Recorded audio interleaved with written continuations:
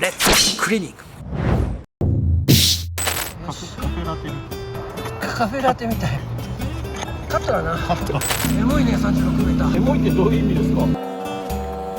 カットだな。画期的なカットだな。これさ、今 Z 世代って言うけどさ、はい、俺ら何世代かな。俺らは段階が終わって、俺ら G 世代じゃない。G の G。それかゴールデン世代。もうじきシルバーですけど。シルバー。G 世代から S 世代に変わっていくっていう、ちょっと真面目な話しよう。あんまり詰まってるとワードが単調だからなんかないですカットだな。ブラボー。ブラボー。ワールドカップ終わってるし。今年の流行語をちょっと今日で全部使い切ろうかな。ああ、そうか。だからどう半端ない。それ半端ないって大阪は半端ないっていうあれがねかったかな。知らんけど半端ない。知らんけど半端ない。お前も知ってるだけの俺は全部言ってるな。かなりエモいですね。かなりエモい。またエモい話なんだよ。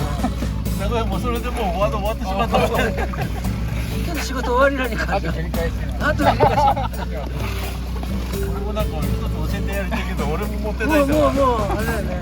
引き出し全部使い切っちゃったから。こんなの。これがザ小説家物語でそうだね。これもカットだな。なるちゃん今日カッパを似合うだね。そう、今日はねカッパを新しくしてきました。みんなして新しいカッパですごいなこれ。これブランド品？いやまあ一流なんですけど、これカットしてください。これ手袋は新しいんだよね。手袋はね昨日おろしたってばっかり。これでも新しくなかったっけ？手袋はね僕は常に新しいの使ってるの？はい。職人だね。まあそこはこだわりだから。こだわりだから。これブランドなの？これも一応ブランドです。エモいねこれ。エモい。カットだね。抹茶よ。じゃダメなんだよな。すごいなって言われたら、何々こうですね。実際死ができないと。マニュアル作るか。